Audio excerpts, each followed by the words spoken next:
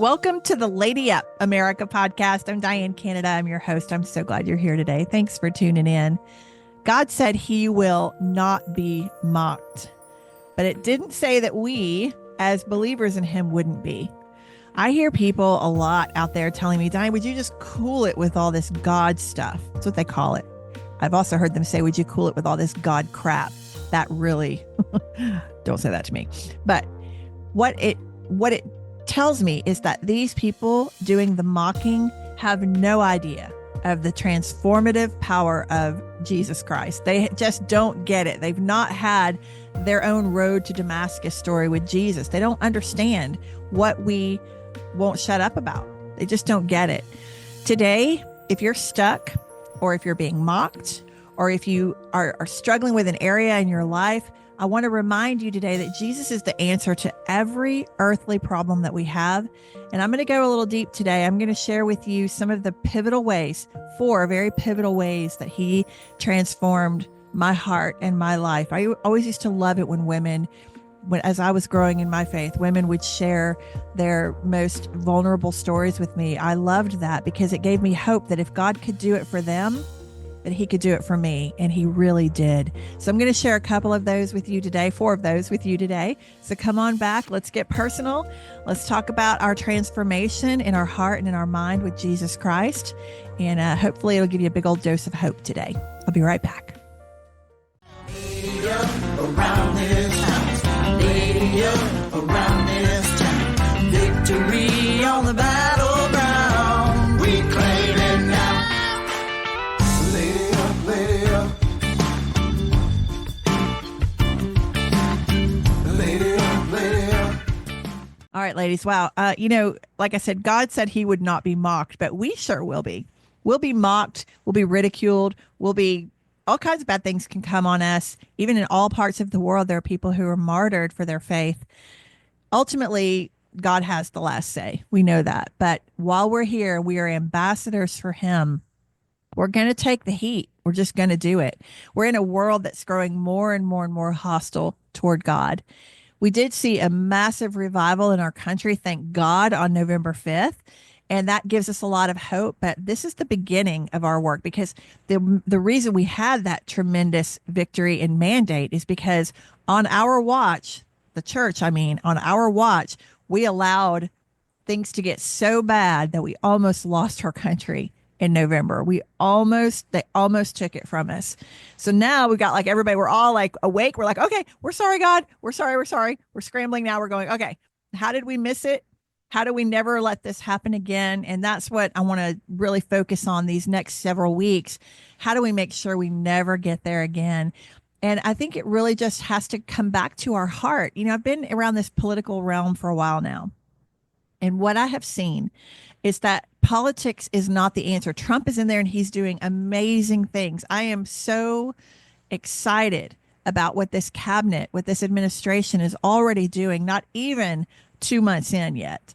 It's exciting. It's like Christmas Day every morning. It really is. And that's awesome. But what that does is it has just opened up now the floodgates for the church now to come back through and do our part of that Trump dance, right? He's got his role, he's got his part, and we have ours.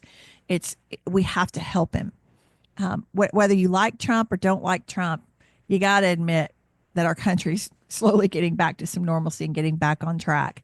But what can we do as the church? So we've got to come back to the heart. It all starts with our own personal proximity to people that we're trying to win over. Let me put it this way.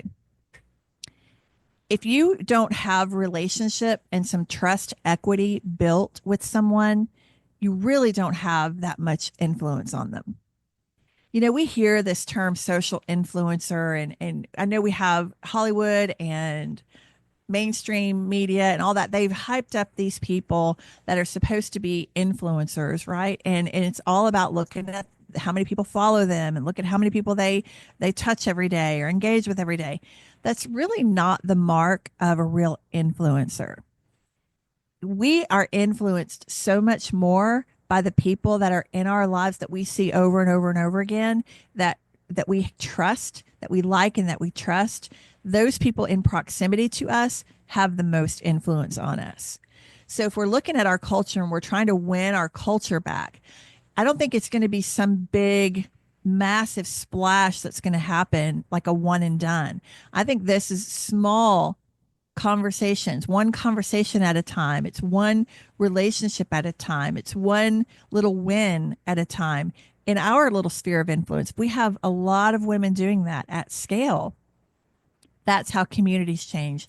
That's how states change. That's how a country changes. Is it's got to start from the inside out. That means in our own heart. So when we're talking about our own faith, like we've got to, I always talk about in Lady Up America that we've got to do some housekeeping before we can really be great influencers on the people that we know and love. And a lot of that just means cleaning out the junk that's in there, the beliefs that we make up in our head, behavior then that comes as a result of those beliefs that can be quite unbecoming on women at times, me included. I've done some pretty unbecoming and ugly things driven by emotion. We're all susceptible to that. We're not perfect. We're never going to be perfect. We can't earn our way to heaven. I'm not saying anything like that.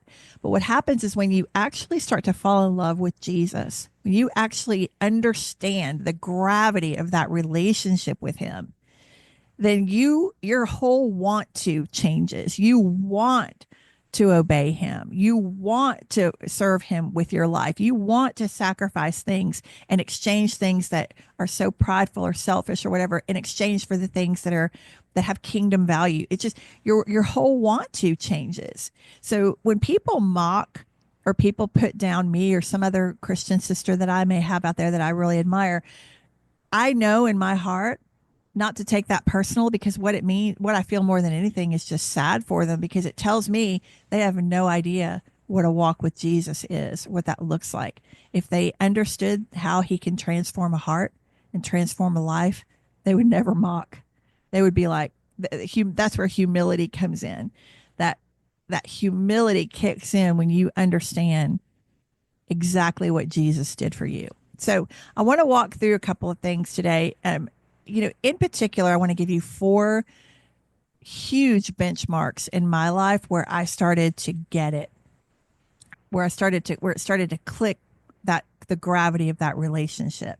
And I welcome and would love to hear your benchmark moments, your get off the bench moments, those moments that really clinched it for you, like where you went, oh, wow. you know, I would love to hear it, because we all have them as we're walking with the Lord. If you're really in that relationship with the Lord, and maybe you're in a rut, maybe you're stuck. Like I was stuck on a hamster wheel for a long time, and I was praying, but it just didn't feel like my prayers were getting answered. It didn't feel like that I had any power there, and so that's something that I know a lot of you may be going through right now. Or maybe you're just kind of discouraged about your faith. Maybe you've been walking with God for a long time and things haven't changed. That those Jericho walls haven't come down yet. You've been walking around them, and they still haven't fallen. I've got a couple of those Jericho walls in my life, and I want to talk to you today too. So it's really about that transforming power. If we're dealing with that issue, let's say we're dealing with discouragement or depression, or we're dealing with a sense of futility, and the things that we're trying, nothing seems to be working. If we are struggling with a lack of provision, like maybe we feel like there's never enough money.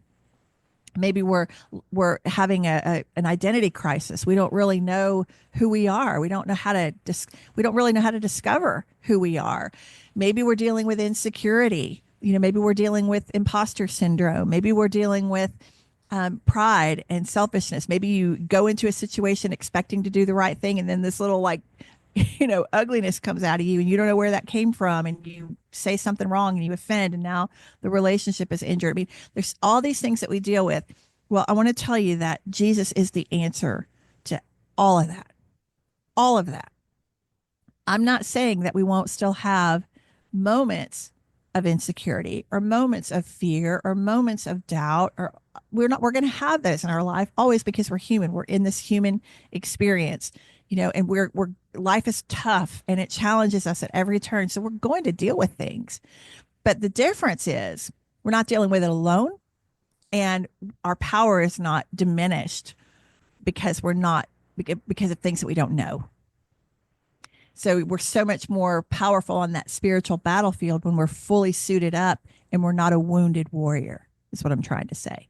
So the distance between maybe feeling a certain way or thinking a destructive thought, the distance between you feeling or thinking that and the point where you cast it out and you get back get back on the field and in the game, that distance becomes very, very, very short. Like it gets shorter and shorter and shorter the more you walk with God. So you get to a point where it's like, okay, that thought comes and you can immediately recognize it and you're like, yeah, that's not of God. I'm casting that down. It doesn't carry on for weeks or months, or years like it used to. It used to for me. And I also notice the peace, like when you're really walking with Him and you have maybe something that comes up that challenges you. Again, that distance between that challenge and back into that state of peace gets very, very short. So that's what's available to us when we walk with Christ. We don't have to be just beat up by the world. We don't have to feel that beat down, beat up feeling. We immediately learn as we start to grow up and mature in our faith, we immediately learn how to get back into that peace. And I'm like addicted to it. I will tell you, like, I just can't live my life without peace now. I can't do it. I won't do it. Now that I know how good peace is with the Lord, yeah, no thanks. I don't want any part of all that other junk. Just don't want any part of it. So, and I get it out of my life as fast as I can. As soon as I recognize what's going on, I become aware, then I get it out. So that's what I want for you today. I want to share with you the 4 key moments in my life that really were profound. First one is the day that I actually took God's hand. That I went from feeling that futility, like nothing I do is working, nothing I'm doing is producing any kind of good news in my life. Everything was just dark and gloomy, and I felt extremely futile. The day I took God's hand is when it all changed. So I will share just very briefly that as a kid, when I was the first 8 years of my life, my father was a pastor, and all we knew was church. Like we were there every time the doors were open. And my dad was he was a great preacher, and he was, he was a little strict, but as far as our household went, it was pretty stable. We had a lot of structure. He was a pretty kind person, not abusive, anything like that. So we went from that to him leaving my family, leaving my mom and my sister and I when I was 8 years old for another woman. Now, I will tell you, I know now that even though that was a tremendous blow and it caused a wake of destruction that I'm going to go into a little bit with you, I now understand that the reason why God says in the Bible that a new Christian should not become a leader in the church, even a deacon, much less a pastor. Because when you first accept the Lord and you're on fire for God, and I believe he was, and I've seen some proof of that lately. I think his heart was right in the beginning. He didn't have the depth or the maturity to really be a leader. Satan will take you out as a new Christian if you're trying to lead a congregation. He will prey on you, and that's what happened to my dad. So he just succumbed to temptation, and he took the bait, and it ruined our family, and it ruined my childhood in a lot of ways, me and my sister. It ruined my mom for a long time too. So go from pastor's family, right, to now us questioning everything about the church, like questioning God, angry at God. My mom was so angry at God, to a complete secular life, like with no God in it whatsoever. Well, that was a recipe for emotional disaster.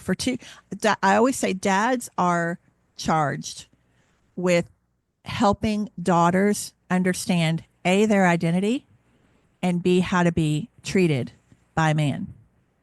Dad set the tone for that. That is the dad's job. And when a dad fails at that, I've seen it in so many women. The women then struggle with their value and they struggle with how to choose relationships. They just do. And so that happened for me and my sister. We've oh, we had a mess. We just had a mess. I wrote a whole book on it. I won't go into all the details, but just suffice it to say that I went down some dark paths. I was very I was very promiscuous when I was younger, I will say. Um, I think some people turn to alcohol, some people turn to drugs to try to numb pain. Other people turn to men. That's what I did. I wanted the comfort of a man's arms around me. And I didn't understand how destructive that was at the time. But it's just the truth. It's the God's honest truth. And I ended up just making some really, really bad choices, really bad choices. So at a pivotal moment in my early 20s, I think I may have just turned 21. From 8 years old to 21, let me tell you, there's a lot of life in there that was lived and a lot of bad choices that created a lot of pain for not only me, but for a lot of other people too. And I was just feeling, I was at that place, like I told you, where I was just very futile. It was so hard to even get up out of bed. I understand that depression. I was suicidal, all of those things. I felt like my life was a mess and I didn't know how to fix it. And then a pastor intervened. A friend of mine that I was staying with had her pastor come to the house. And I was like, oh man, like who is here? I didn't know what was going on. I didn't feel like talking to anybody. I was having a really bad day. He sits me down across the couch. He's like, I'm on the couch and he's on this chair with an ottoman. And I remember him, all I remember him saying is, have you had enough? Has the world beat you up enough out there? If you need to stay out there a little bit longer, it's your choice. But if you're tired and you're beat up and you're ready to come home, Jesus is waiting. And he put his hand out like this and he just sat there for a minute. Everything inside of me just caved. I didn't know what that meant. I didn't know why I needed Jesus. Didn't have the best taste in my mouth for Christianity after what had happened in my family, but everything just caved inside of me. And I took his hand, which was symbolic for taking Jesus's hand. And from that day forward, I want to tell you, it was like a complete 180. All of a sudden, hope kicked in. All of a sudden, I had a confidence that I had never felt. And what I mean by that is I went and I applied for a job that I was completely unqualified for. No chance of ever getting this job. But I walked in there like I owned the place. And I said, this is my job. I need this job. I'll work harder than anybody else, and convinced that owner to give me the job. All God. Has to be. There was a renewed sense of get up and go. Like I didn't feel like wallowing around anymore in the bed. I didn't feel depressed anymore. I felt like I could do this. Like I felt like there was just something that kicked in. It's like my life doesn't have to end this way. I can do something different. So that was the first extremely pivotal moment for me. Just the simple taking of God's hand. Because when you couple your hand in his, when you take his hand, we all of a sudden take on his energy. We take on all of his power. And that power starts to go to work in our lives. But I can tell you, I was a very, very different person before that conversation with that pastor than the one that I was after that conversation. The second big shift for me that happened was the day that grace clicked. We hear the song Amazing Grace, how sweet the sound. We hear all the time, God's grace. We hear the word grace a lot, and I had heard it all my life, had no idea what it meant. No idea. So I went on this women's retreat reluctantly. This friend of mine arranged it, said, you got to go. It was for about 40 women, not a lot, just a very manageable group of women. And we go for this weekend. It was called Tres Dias, 3 days, and is the translation in Spanish. That whole weekend, the theme of that entire weekend was on grace. We all had assigned tables, and I was at the table of Rachel. And they had like the table of Deborah, the table of Esther, all these tables around. There was, like I said, only about 40 of us women. When the speaker would finish giving their keynote, part of our instruction was that we were to go into a 5-minute meditation, kind of close our eyes and just sit and meditate on what we had heard. And then when we open our eyes from that, then we're supposed to work with the ladies at our table to put on a skit that evening that we feel gives the best interpretation we had for that topic for that day. And so I remember at that time I was singing professionally, and I really didn't want to draw attention to my profession because most women there were not singers. Most women had normal jobs, and I just really wanted to blend in. I didn't want to, women can get catty about stuff like that, and I just sort of wanted to downplay what I did for a living. But there was one girl at the table who knew I was a singer. Okay, she was the only one who knew. We really hadn't talked about it much, but I think I just mentioned it to her at some point earlier. Okay, so imagine this: we just finished the keynote. We're in our 5-minute meditation. And this is the first time that I can remember ever hearing God's voice. Like this, I had been seeking him for a while. I'd been, I'd been, intentional about being in my Bible. I had been really watching some great ministers and going to church regularly, but I can't really say that I'd ever heard God's voice before. Like it just, people would say that and I would think they were lunatics. I would think they're crazy. I'm like, okay, yeah, right. God talks to you. But he does talk to us. And this was the first time I remember it. So I'm in this 5-minute meditation and I hear the Lord, just as if he's sitting there beside me. I hear in my heart, I hear him say, Diane, I want you to sing tonight. And I just immediately start arguing. I'm like, first I was shocked that I'd heard him.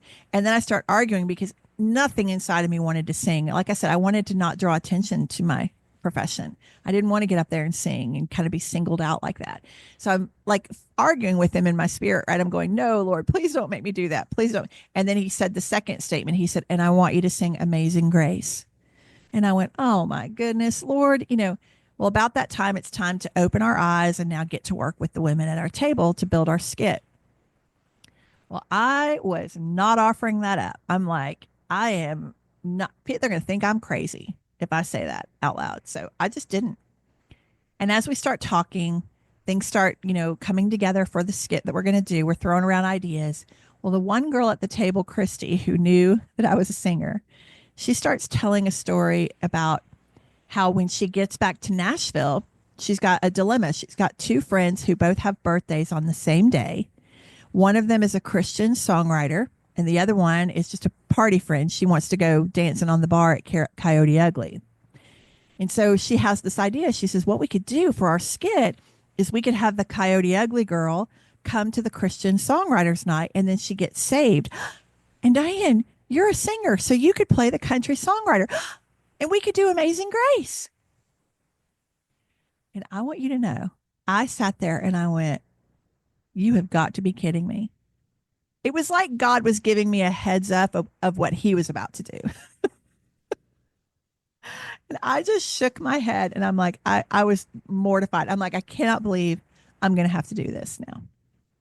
And we did it that night. I was so angry and so just, I'm ashamed to say it now, but I was just so furious that God made me get up there and do that. And I was so, I don't know if it was anger or if it was nerves, but like my eyelashes were twitching the whole time I'm up there singing on the stage. I'm just so full of just this, I don't want to do this. And we start to come down off the stage afterward. And I'm about halfway down this long flight of stairs that comes off the side of the stage. I was arguing. I said, I hope you're happy, God. Hope you're happy. And he said, yep, I am. And he said, now I want you to end every one of your shows with Amazing Grace from now on. And I'm like, what? Like we're in secular settings. I was at this point, I had residencies at huge resorts like Lowe's Vanderbilt and all these big places. Like I knew bringing in any kind of Christian element to these secular rooms was going to be a problem. I remember the first show we had after that retreat. I had printed off the lyrics to Lady Up or to Amazing Grace. I was going to obey, but I wasn't happy about it. Right. And we did a songwriter in the round show. And so I start laying the lyrics on each of the songwriters' chairs. And I remember my husband at the time, who was the musician, he was our main musician in the group. He looked at me and he said, "What are you doing?" And I said, "Well, I'm putting these lyrics down. We're going to have to end tonight with Amazing Grace." And I didn't tell him before then because I knew I knew he wasn't going to like it. He says, "Have you lost your mind?" And I said, "Nope, I haven't lost my mind. This is on God's authority. We have to do this. And I don't like it any more than you do, but we're doing it because he has told me to do it." And so we did. And do you know that all of the songwriters loved it? We did kind of a bluesy style approach to Amazing Grace. Everybody took a verse. Not only did the songwriters love it, but the audience loved it. And we did it from that show for 7 straight years of touring. We did it everywhere we went. And then when my show got picked up for television, we did it at the end of every television show. And I think a lot of times God is just asking for obedience. He's testing us to see if we'll be obedient to him. That's when I started to have the breakthrough about what grace meant. And grace is unmerited favor from God. It means there's nothing we can do to earn our salvation. Absolutely nothing. Jesus did it all on the cross. And so when people are searching for their purpose or whatever it is, our purpose is to love God with all of our heart and to love our neighbor the same way, to give grace because we've been given grace, to forgive because we have been so forgiven for so many things in our lives that are so unholy. Holy God cannot be in the vicinity of any kind of sin. So when Jesus came and laid down his life, it was like a bridge. Now we have direct access to God through the blood of Jesus Christ, through that bridge, that him laying his life down for us and then taking his life back up. He lives today. But all of that stuff started kicking in for me. But the other thing I just want to point out, it was also when I first started hearing God's voice. Like I understood how he speaks to me. And I think he speaks to us all differently. Like just because it sounded like that to me doesn't mean it'll sound like that to you, but it could. It's not like an audible voice out here like thunder, you know. It's more of a whisper in our heart. And we have to be intentional about being quiet enough. Like there can't be all this noise in our head. I think the fact that we were in that meditation and the room was quiet and my thoughts were quiet and I was focusing on grace, that's when God's voice can get through because it's a whisper. God never shouts at us. He never yells at us. He won't compete with that noise. It has to be a place of peace and quiet where we can hear his beautiful whisper. And it's a statement. For me, it's always a statement or an order. And I can always tell that it's God when A, it comes out of left field, like it's something that would never even remotely be on my mind. And two, when I don't want to do it. When I argue with him, I'm like, please don't make me do that. Please don't make me. That's usually when I know it's God too. All right. The third big shift that happened in my life was then going from learning about grace to working with a life coach named Grace. She's in Italy and she's a strong Christian, and God just brought our paths together, and she ended up coaching me through some of the most pivotal decisions I've ever had to make in my life. And she really taught me about things like when we have that spaciousness in our minds, when we are not so full of noise. And what I mean by noise is the insecurities, the doubts, the what ifs, the oh my gosh, and I mean all the things that we do as women. We overthink everything. Like I do.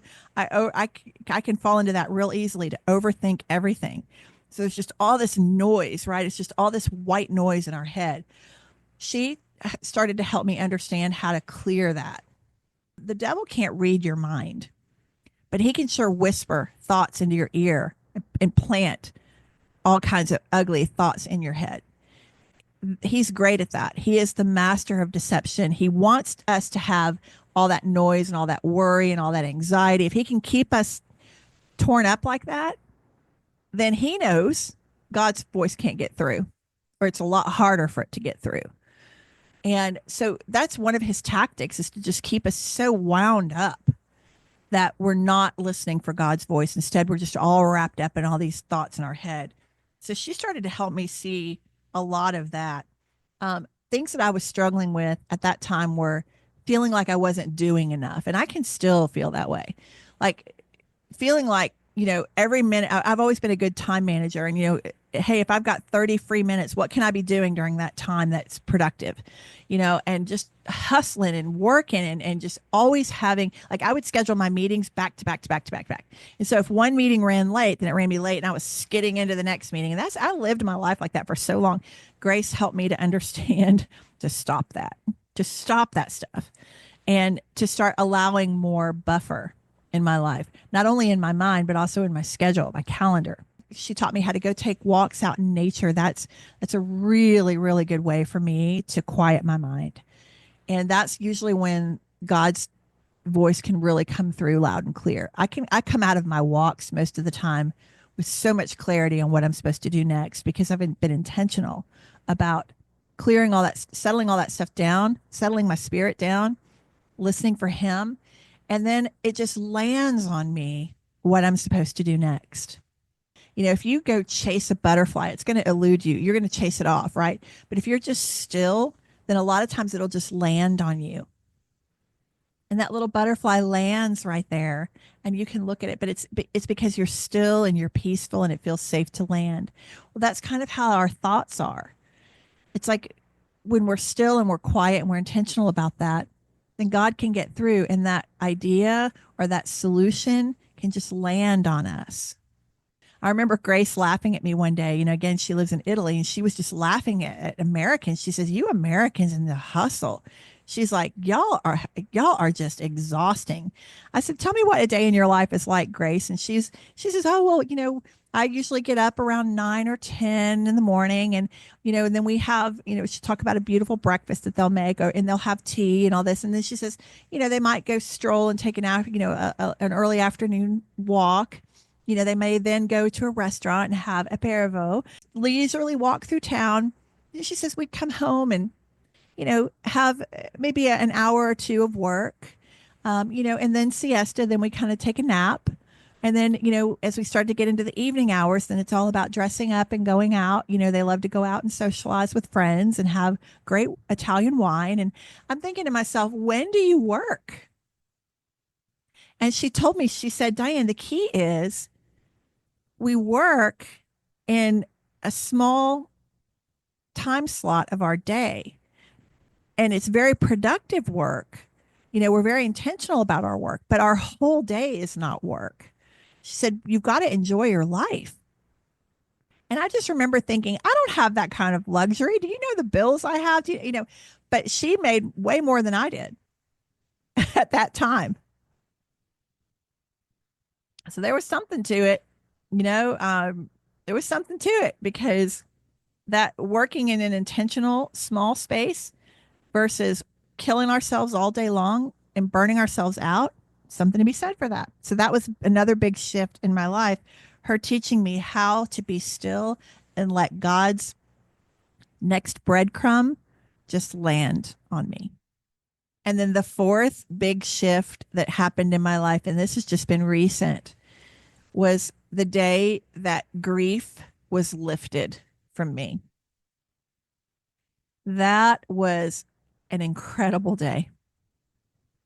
What God has done is he has just lifted all the heaviness, the pain, the grief, the sorrow, all of that is just like gone. It is gone. I kept thinking when he first did it, I'm like, okay, it's probably going to come back. Like, maybe this is just a reprieve and it's going to come back. It hasn't come back. When God does it, he does it perfectly. And I think that the reason, I've lived in a lot of grief. Most of you know that my son and I are estranged right now, over politics. When I ran for office in 2020, there were a lot of things that went down during that time, disagreeing over, ideologies and all of that. He just canceled me out of his life. He's gotten married. I wasn't invited to the wedding. And he's had my first granddaughter, who just turned 2, and I've yet to meet her. So when I tell you that I was walking around with a lot of grief and a lot of sorrow, that's no joke. And as a mother, I want to tell you that is the deepest gut wrenching pain that there is to be separated from your child and your grandchild. Like that's a hard one. But God has lifted the sorrow from me. I was walking around like trying to continue to be productive, trying to continue to serve people and all that, but I was walking around with all that pain and trying to do it with that sense of heaviness, that garment of heaviness. Now that's gone. Now it's like I just feel lighter. I'm not carrying all that junk around anymore. I still miss my son. I still have hope that I'm going to meet my granddaughter. It's sad in a way that I haven't met her yet. But you know what I do is I sit down every day at the table, not every day, but a lot of days. And I have a journal that I keep for her. And I just write things to her that I want her to know, or lessons I want to pass down, or maybe about my day or something exciting that's happening, whatever. I'm talking to her in that journal. I've got a box of things that I'm collecting for her, things that are meaningful, and some things that I just pick up if I see it at a store. I'm always thinking about her. So I've got a box that I'm collecting things in for her. Um, I also am able to send them love. This is the coolest thing. I want to show you this. My friend Javier told me about this. He says, Diane, just like we've got cell phones that emit, you know, frequencies, phone signal, phone waves and all these things that, I can call you right now and get you within a couple seconds because of these cell towers and these radio waves and all these things that go. We can't see it, but they're very real, right? Well, he said we can send love in that way too. And he taught me, he says, Diane, when you're praying for your family, your son and his wife and your granddaughter going forward, he said, just make the little infinity symbol over your heart. Just make it over your heart over and over again as you're praying for them. And imagine you're sending them love. Like that's the frequency. That's the frequency wave, the love wave, if you will. And you're sending them love. And I imagine that I imagine that my little signal here is emitting that love to them over the miles and across that with that frequency that it's reaching them. And I can send them my love. They can't stop me from doing that. And when I do that, it helps to keep my heart tender toward them and not be angry about anything or not feel sorrow and grief. It gives me something I can do. It gives me my power of what I can do. And God is so faithful in when we're obedient to him and we're not letting our heart turn hard and we are surrendered to him. We're trusting him. Like I trust him all the time. I say, Lord, he's your child so much more profoundly than he is mine. I had the privilege of being his mother, but he's your child. My granddaughter is your child. I know you love them and want restoration more than any of us do. So I'm trusting you, God, that you're taking care of it. You're working behind the scenes. So I can't do anything about his choice to keep me out of his life. But what I can do is I can send love to them and I can write a journal for my granddaughter and I can continue to pray for them, to pray for their, not only their salvation and their protection and their prosperity and their peace and all of those things, but I can pray for that reconciliation. That's something I have the power to do. And so it's understanding where our power ends and where God's begins and surrendering to that. So it's been very, very helpful for me. I just noticed I'm not sad anymore. I'm not sad anymore. My motives are pure. I'm not like playing this game of, well, screw him, and all. None of that's helpful. The best thing that could happen would be restoration, but there's nothing I can do to push that along faster than it's going to happen, or if at all. I've even reconciled myself to the fact that if that reconciliation never happens this side of heaven, I know it'll happen on that side, or at least I hope it'll happen on that side. I'll be waiting. I'll be the first one in line at the gates, welcoming them in. So what I can do is pray for God to move their hearts, but I can't move their hearts. There's just nothing I can do. Nothing I can do. So keeping our hearts tender is another big shift, and that obedience. If you feel like your prayers aren't getting answered, or if you feel like you're trying to force something, it's just not happening. A lot of times it's because we're in that hustle. We're in that control. We haven't fully surrendered. We're not in obedience. All of these things matter. They all matter. And the more and more, like I said earlier, that you fall in love with Jesus and you understand your role and you understand his, the more you want to obey, you want to comply with his laws. We get to be ambassadors for Christ. I was thinking about Trump. I was watching some of the footage earlier from Trump's first cabinet meeting. And I was thinking about each person sitting around that table, and they're on the president's cabinet, right? They're his hand chosen by him to run a certain department.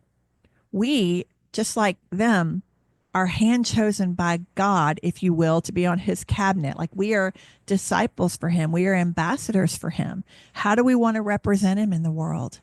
How do we want to show up? We are a reflection of him.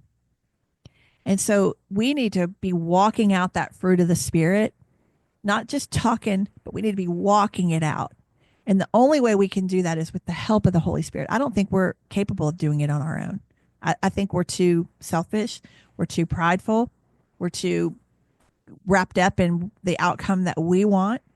It takes a minute. It takes a lot of maturity to get to the place in your life where you're willing to relinquish that control and hand that over to its rightful owner, which is God, and say, Lord, you just offer yourself up as a living sacrifice. And you say, what do you want me to do, Lord? And I'll do it. Again, not that we're not going to fall off some days. We're human. But that distance between falling off and getting back on gets shorter and shorter. And that's what we can hope to have. As we mature in him, that's what we can hope to have. But all of these things that I talked about earlier, insecurity, bad habits, depression, loneliness, purpose, meaning, lack, poor choices, flailing, the futility feeling, all that stuff, it's all solved in relationship with Christ. Not religion, not knowing the rules and keeping the rules. No, it's relationship with Christ. It's understanding he is a real God, and the Holy Spirit, that Trinity. We have God the Father, God the Son, and God the Holy Spirit. They're all part of the same God, but they just have different kind of functions, if you will. But the Holy Spirit, God, Jesus said, it's better if I go back to heaven to be at the right hand of the Father, because then the Holy Spirit can come. He's the one who lives within our bodies. They used to have temples, for people to go and worship God, the Holy of Holies, where only the priest, the clean priest, could go in and be in the presence of God, where the Ark of the Covenant was. Well, now, because of what Jesus did for us, now the temple is our body, and the Holy Spirit lives in us as if it's a temple, as if it's a Holy of Holies. So our job is to take care of ourselves, not only physically and all that, but also mentally, spiritually, emotionally, all these things. And that's how, with that help of the Holy Spirit, then he works his power through us, and we're able then to walk what we talk.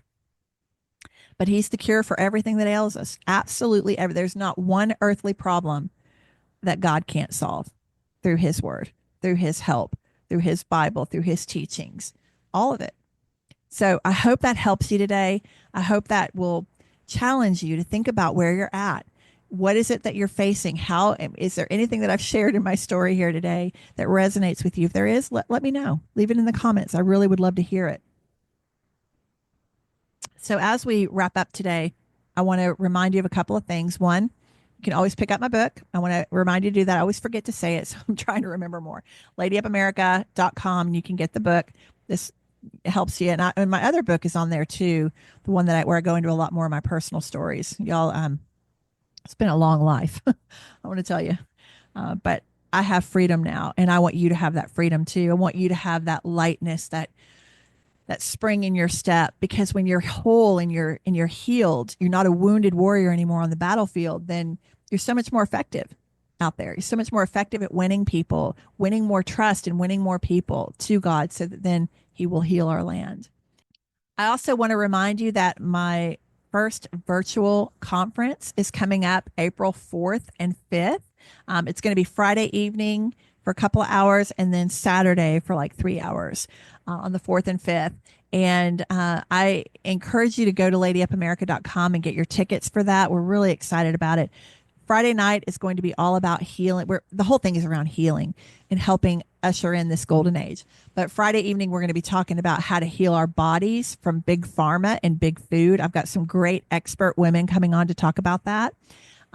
Then we're also going to be talking about how to heal our children from DEI and the woke indoctrination. Our poor kids have been put through so much. So we're going to have some great experts, a psychotherapist friend of mine who's going to be on. We're just going to be very, very enlightening on how we can really help our kids kind of love them back to life after everything that they've been pumped full of the last 4 years. Then we're going to have some time for you to network.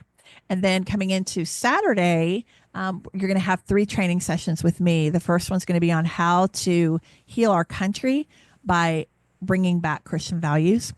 The second one's going to be how do we heal the image of the Republican Party? That's going to be a big job. But I've got some really interesting things to share on that. Just because people ran to Trump does not mean they ran to the Republican Party. So we got to get our own housekeeping straight in this party. And then third, I'm going to be talking about how do we keep that Trump dance going even after he's finished this next 4 years. How do we make sure we never have to stare down Marxism like that again? So I encourage you to come and get your ticket.